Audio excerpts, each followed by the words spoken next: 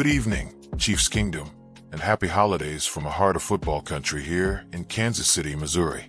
Folks, what if I told you that on Christmas night, under the bright lights of Geha Field at Arrowhead Stadium, the loudest venue in the NFL, with that Guinness World Record roar of 142.2 decibels, the Kansas City Chiefs have a chance to play the ultimate spoiler? That's right, a 6-9 Chiefs team, already eliminated from the playoffs for the first time since 2014, hosting the red-hot 12-3 Denver Broncos, who are chasing the AFC West crown, the #1 seed, and that precious first-round bye. It's a holiday grudge match loaded with rivalry fire, revenge, and pure pride.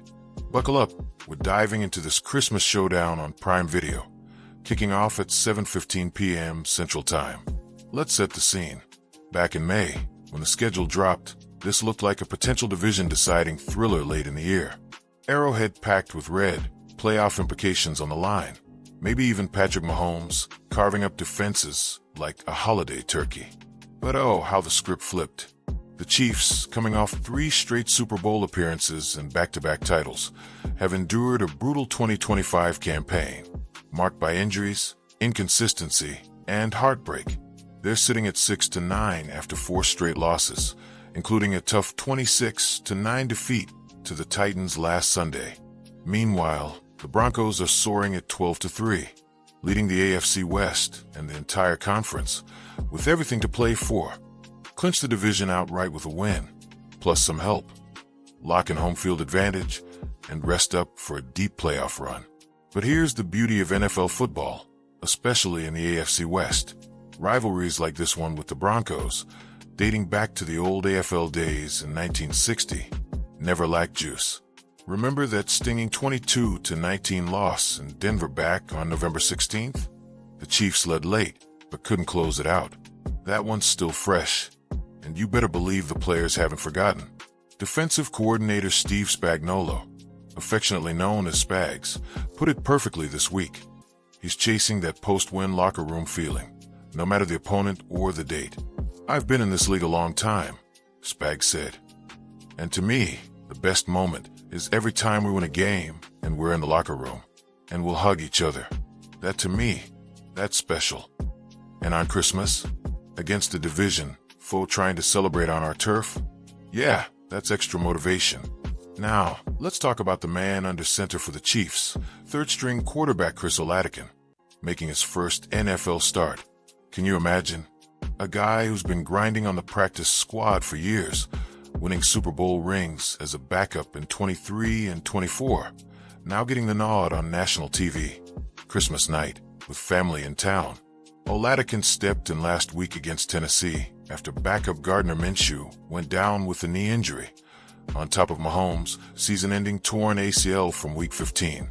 Chris went 11 for 16, 111 yards, showed poise, mobility, even connected with Travis Kelce on his first career completion.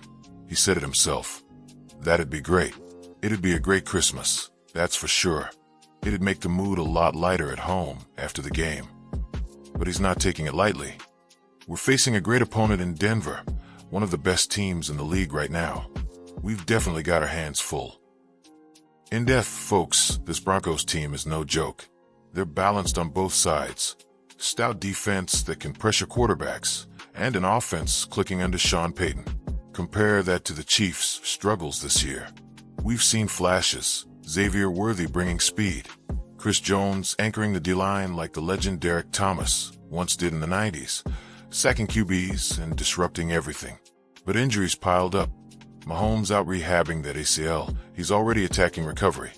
Aiming for Week 1 in 2026. Minshew hurt. Offensive line issues, and inconsistency in close games. We're just 1-7 in one-score battles this season. Historically, the Chiefs dominated this rivalry lately, winning 9 straight division titles before this year. Legends like Len Dawson, who led us to that first Super Bowl in 1970, or the high-powered offenses with Mahomes and Kelce.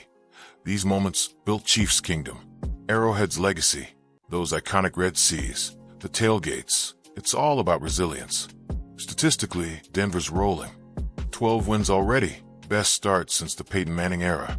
Chiefs, Points per game down to 22.5, 20th in the league. But defense, led by Spags and Jones, can still disrupt. Chris Jones echoed that locker room joy, especially after a week of preparation. Then to be able to be successful, it's like it was all worth it. Imagine if the D forces turnovers. Loudest manages the game. Kelce, still mulling his future at 36, has a vintage night. Spoiler alert, it could happen. Picture this fictional chat with a passionate Chiefs fan. Man, even without playoffs, beating Denver on Christmas? That'd heal a lot of wounds this season. Chiefs Kingdom shows up loud. Let's ruin their holiday. Or Spags again. We're still chasing that win. It doesn't matter who it's against. That's pretty special. Expert take, generally informed. Veterans say pride games like this bring out the best, especially at home. Trivia break. Did you know the Chiefs-Broncos series has over 129 meetings, with KC holding the edge lately? Pop culture nod. Think Travis Kelce's visibility boosting the team, or how this rivalry feels like a holiday blockbuster twist. Predictions? The implications are massive for Denver. Win, and they're likely locking top seed. For KC, a higher draft pick to rebuild the line, add weapons, heal up. But a win here, momentum into offseason, proof the core Jones, Kelce, young guys like Worthy is still elite. Bold call. Chiefs pull the upset in a low-scoring grinder, 20-17, with the defense stealing the show and Loudest making just enough plays. Chiefs Kingdom. This is what we love about the game. Heart rivalry. That Arrowhead magic on a holiday night. Tune in Christmas. Roar loud from home if you can't be there. Support these guys playing for pride. The dynasty reloads in 2026 with Mahomes back. But tonight, let's spoil Denver's party. Merry Christmas, go Chiefs. Make it a red and loud one.